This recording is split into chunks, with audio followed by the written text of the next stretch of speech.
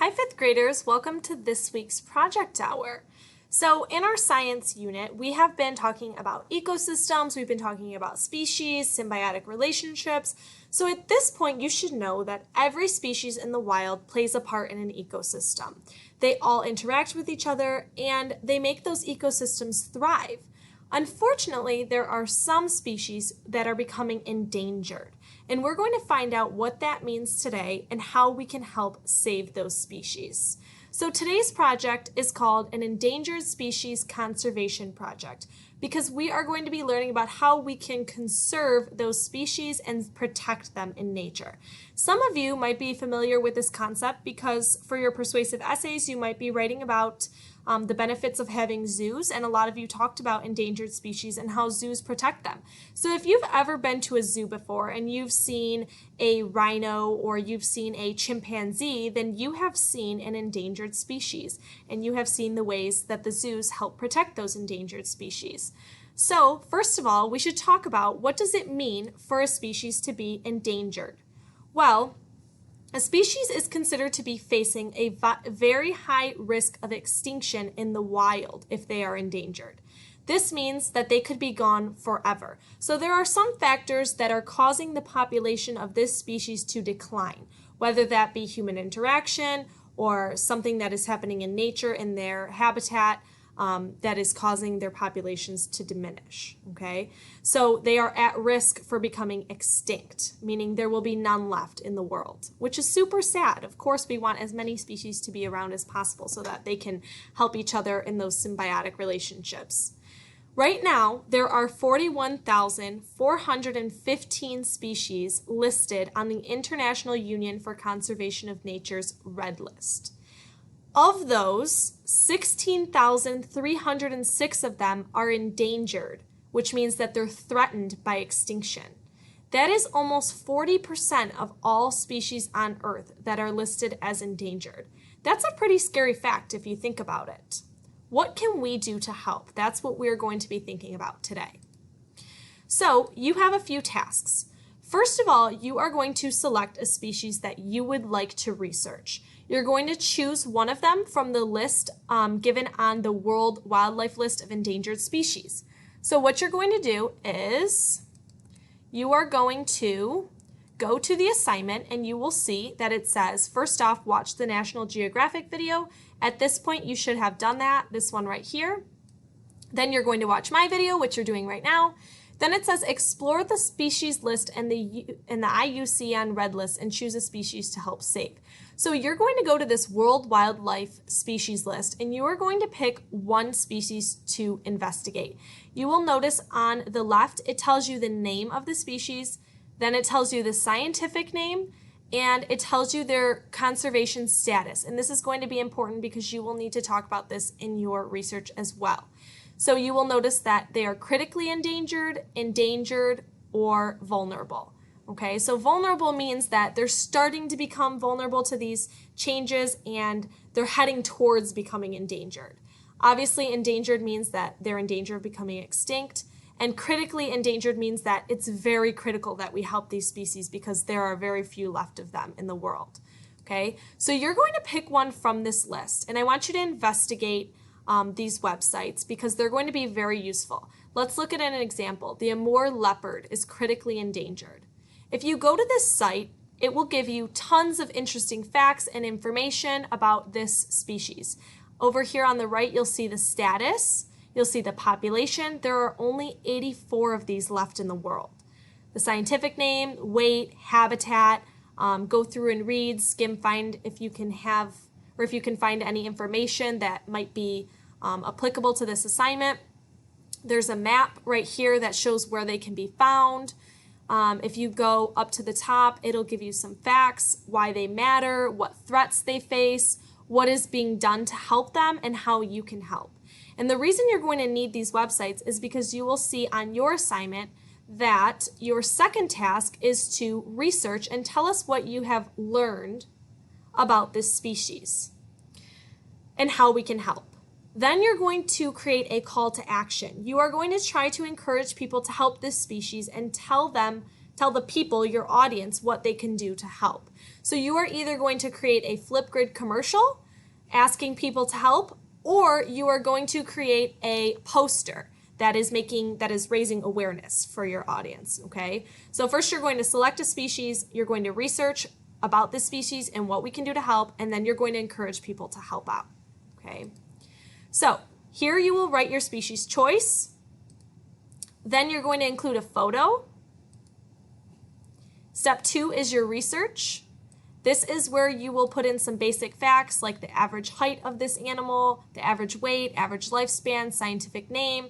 All of this information should be available on those 2 sites that I provided. If you cannot find it on there, you may want to do a kids safe search and look that up. Also, if you may see that certain information may not be available, so if it says unknown, then you can just write unknown for that one as well. Okay. Then you're going to talk a little bit about the diet. What does this species eat? What does their habitat look like? What sorts of habitats do they live in? Do they live in the desert? Do they live in the rainforest? Tell us a little bit about their habitat. Then you're going to tell us where can they be found? What countries and continents can this species be found in? Okay. Then once you get to this slide, I'm really excited about this one. I think it's pretty cool. It says find an image of your species. So it can be a clip art or it can be a photo. Copy and paste it and drag it to the locations on the map where your species can be found. So here's an example. You will want to delete these from yours unless you're doing a tiger or an elephant. So for instance, if you were doing an elephant, you would put it right over Africa. If you were doing a tiger, you want to look up where tigers can be found. If there are multiple places on a map that they can be found, you can copy and paste that image and put it more than once. So you may have a tiger over here, you may have a tiger up here in northern Asia.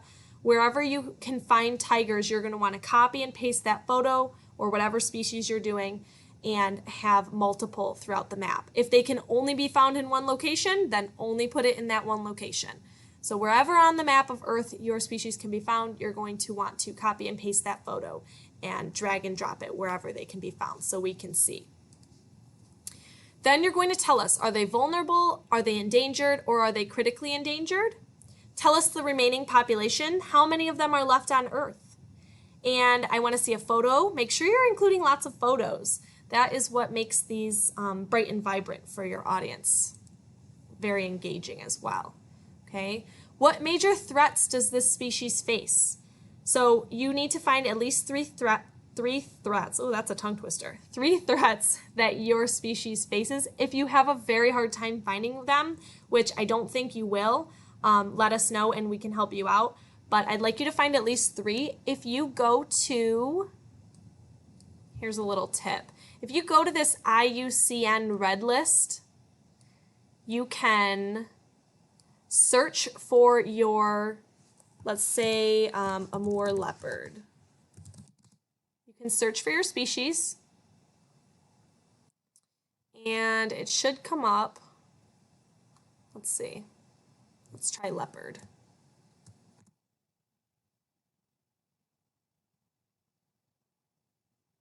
Okay, so it should come up, and you will see the threats that they face when you click on it. So if you scroll down, it'll tell you where they're found. If you look, it'll tell you about their habitat, conservation actions that are already in place. There may be some, there may not. Over here, it will tell you the threats that they face. For some reason, I'm looking at this one. I don't see. Let's try going back. You may have to do a little investigating. Make sure you're using those tips that we've learned through our informational text when we're looking at those headings, looking at those text features. Let's try the brown bear. Let's see what comes up. Okay, so brown bear, it tells you right here, they're not very, it's not really a big concern. They're not yet too vulnerable. As a matter of fact, they're not even threatened at this point. So you wouldn't really want to do the brown bear because we're looking for something that is at least in the vulnerable status. But just for an example, let's take a look at it.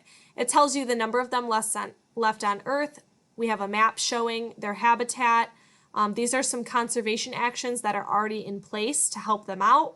These are the threats that they face over here on the left. Residential and commercial development, housing and urban areas, tourism, agriculture and aquaculture, livestock farming and ranching may be destroying their habitats, oil and gas drilling may be destroying their habitats, roads and railroads, utility and service lines, and so on. These are all threats that these bears face, okay? So you have to think about how can we negate those threats? How can we make sure that these animals are not in danger? Okay, so what can we do to change our ways? Maybe we can stop building in certain areas. Maybe we can drill less oil, use more efficient cars so that we don't have to drill as much oil. Okay, so those are things that you need to think about as well. This information is going to be extremely helpful for your research. I know there's a lot of words on this site, but make sure you're looking for those key important aspects of what is important and what you need to find as well in there. Okay, so use those tips that we've learned when looking through research and informational texts. Find what's important and what you need to see. If you don't find it in here, then you can always research somewhere else and find it. Okay, so let's go back to the slides. So we talked about the threats. Then you're going to come up with your call to action. So this is where we are going to talk about how we can help save those animals. Be the change you wish to see in the world. If you want to see these animals protected, you have to do something to protect them. So if there is something that is already being done, you saw actions in place to save these endangered species. If there are some listed, tell us what they are. What is already being done and how can we participate in that? If you have a very hard time finding something, maybe something needs to be started. Maybe you can start an initiative to help out these species. If there is something that's being done, then go ahead and tell us what it is. If not, don't worry about it. Say, I wasn't really able to find anything, but I think in the future that it would be helpful to do da da da da da. Okay? Don't just say yes or no. Elaborate a little bit on your thinking. What can we do to help? This is where you're going to name 3 different ways that we can help. Now, I want you to be specific about this. Please don't just say protect their habitats. Well, how can we protect their habitats? Be specific. Reduce our oil drilling. Reduce commercial building in natural reservations. Try to find ways that are very specific. And you will see on both of those sites that it does tell us how we can get involved and what we can do to protect those species as well. Especially on that wildlife website. There's a specific tab that says what can we do to help. So make sure you check that out as well. Then your final step is to pick. Well, are you going to do a poster or are you going to do a Flipgrid to make people aware that this species is in danger and make them aware of what they can do to help? So the qualifications or the requirements, I guess I should say, are the same for both of them. So you are going to have to include the name of your species, a photo or drawing of the animal on the poster, and if you're able to do that in the Flipgrid as well, that would be great. If you have a hard time with that due to technical difficulties, then let us know and maybe I can help you out. You need to include 3 basic facts about the species, their current status, the remaining population, at least 1 threat that they face you need to include in your poster or Flipgrid, and at least 2 ways people can make a difference and help save the species, okay? And if you take a look, you will also see, oh, it got cut off on my little screen, but you'll be able to see it. The Endangered Species Conservation Poster or Flipgrid rubric. These are the components that I just named and their point values. Obviously, each of these will be worth 1 point. 3 basic facts will be worth 3 points. 2 different ways will be worth 2 points, and you have a total of 10 points, okay? So make sure you're checking that rubric when you are going through and evaluating your work. Did you include everything that you needed to? Also be sure to check for proper grammar, punctuation, spelling, capitalization, those 5th grade skills that we look for in all of your work, okay? So there are 3 steps. Again, make sure that you pick a species, research, and then provide a call to action. Ask people to help out. How can we conserve these species and how can we help them?